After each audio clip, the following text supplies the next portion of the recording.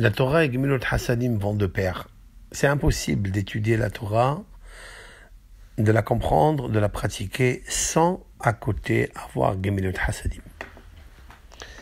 La Gemara raconte sur Abaye et Rabba, c'est-à-dire le maître et l'élève. Ces deux personnages étaient Kohanim. C'était des Kohen. Et ils descendaient de Eli. Eli, qui était le grand prêtre à Shiloh. Et Eli, ses enfants avaient fait des erreurs parce qu'ils faisaient attendre les femmes. Qu'est-ce que ça veut dire, faisaient attendre les femmes?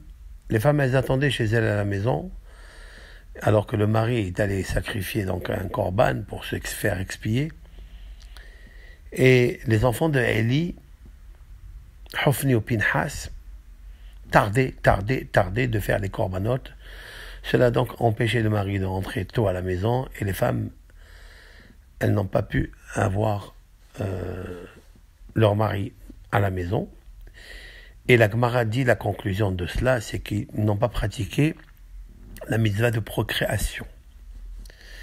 À cause de cela, l'Éternel a décrété un mauvais décret sur la descendance de Eli, étant donné qu'eux, ils ont économisé et la mitzvah de Peria Berivia.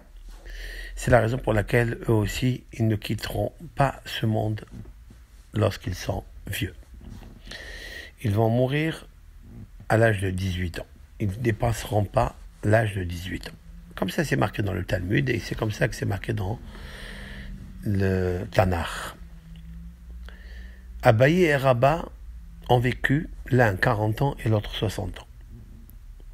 C'est-à-dire, ils ont dépassé les 18 ans. Pourquoi? Le Talmud dit, grâce à l'étude de la Torah et grâce au Hesed.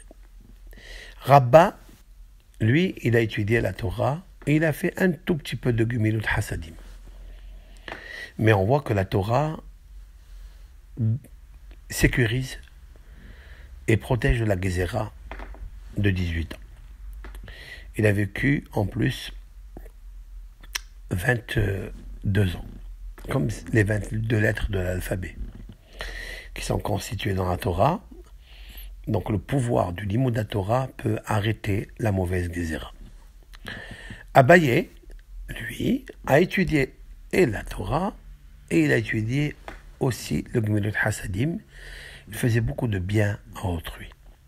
Il aidait toutes les personnes qui avaient besoin de charité.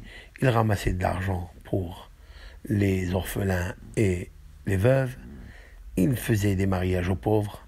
Il faisait tout pour aider les autres et leur apporter Nahat Owa. Lui, il a vécu plus que Rabba, encore 20 années en plus, donc 60 années. Il nous faut toujours faire Torah et Gemilut Hasadim, s'occuper d'autrui. Je vais raconter une petite histoire concernant toujours le Rav Aaron Lev Steinman de Mémoire bénie. Il nous faut apprendre beaucoup de lui, et tout ce que j'apprends, je vous l'enseigne. Voilà que un personnage qui s'occupe à Bnei Brak de Kupat Ha'ir, un dénommé Rabbi David Schneiber. C'est lui qui a donc été le responsable de cette Kupat Ha'ir qui aide les pauvres, etc. Sa fille... Et donc cette personne a fiancé sa fille, et il cherchait donc à habiter à Bnei Brak. Et vous savez que les prix des maisons à Bnei Brak, sont trop chers. Il faut être vraiment un homme richissime pour acheter une maison là-bas. Et voilà que il a trouvé une maison pas chère en dehors de Bnei Brak. Et un jour, il a dit, bon, je vais aller voir le Rav. Peut-être que il va me donner une bracha. Et le Rav lui donne une bracha pour trouver une maison à Bnei Brak. Une semaine après, il trouve cette maison. Vraiment, c'est une trouvaille. Bon, elle est dans un petit coin un petit peu caché, visibilité pas trop. Bon, peu importe, l'essentiel c'est d'habiter dans la ville de Torah où il y a une bonne éducation, il y a des bonnes écoles pour les enfants. La fille donc voit avec son compère, avec son beau-père, quoi, et lui dit, voilà, je vais réhabiter dans cette maison. Il lui a dit, va la voir, et tu me dis comment ça se passe.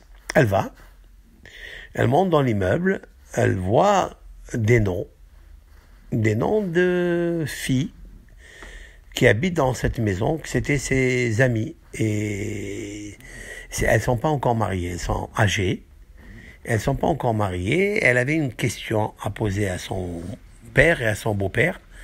Elle lui dit, ça me dérange d'habiter ici, est-ce que, voilà, moi je suis toute jeune, je vais être avec mon mari, je vais monter, je vais descendre, elle, on va se rencontrer dans les couloirs, elles sont pas encore mariées, ça me gêne de, qu'est-ce que vous pensez? Si vous me dites que je le fais, ben je le fais.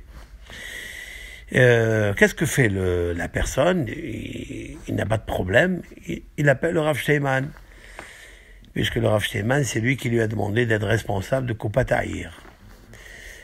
Et avant d'appeler le Rav Steinman, il a appelé Rav Chaim Kanevsky, et Rav Chaim Kanevsky de lui dire, écoute, j'ai beaucoup de questions qu'on me pose de là, et j'arrive à répondre, et des fois même facilement.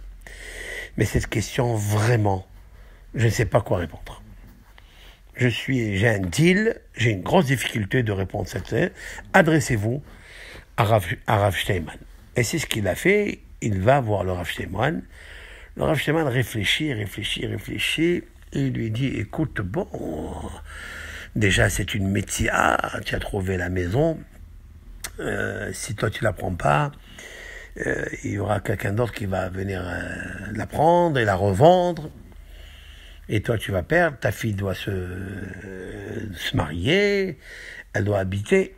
Et puis après, il dit, mais c'est vrai, la question, elle est très dure. Comment je vais donner un psak halacha lorsque votre fille qui sera mariée va rencontrer ses camarades et ça fait de la peine. Il lui a dit, comment je vais aveugler les yeux de mes copines. Et finalement, il lui dit, écoute, non, tu n'achètes pas cette maison. Tu iras habiter ailleurs. Alors le Rav, il dit, Rav, il lui dit, au lieu de nous dire allez habiter ailleurs, bénissez les deux petites qu'elles se marient.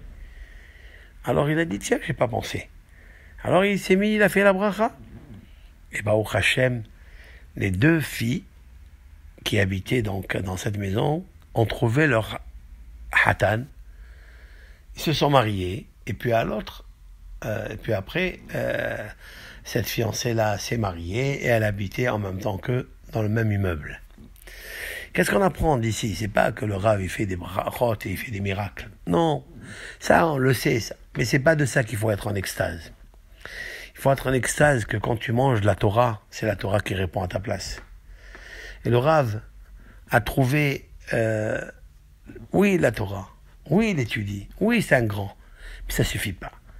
Il faut que cette Torah soit pratiquée avec la vigilance d'autrui, de savoir que si toi tu es bien, fais très attention à ne pas salir ceux qui sont à côté de toi, ceux qui peuvent avoir une honte, une humiliation, ceux qui peuvent un jour lever les yeux à Hachem et dire pourquoi je suis dans cette détresse, dans cette humiliation. C'est ça qu'il faut faire attention. Apprenons-nous aussi à être capables et d'éviter certaines humiliations à nos frères et sœurs qui habitent avec nous, qui nous accompagnent dans nos communautés et surtout dans nos maisons, notre femme, notre mari, nos enfants, selon leur situation, comme leur situation. Hachem Yitbarach Ya'azor L'Chol Ha'am Yisrael B'Zchut HaTzadik.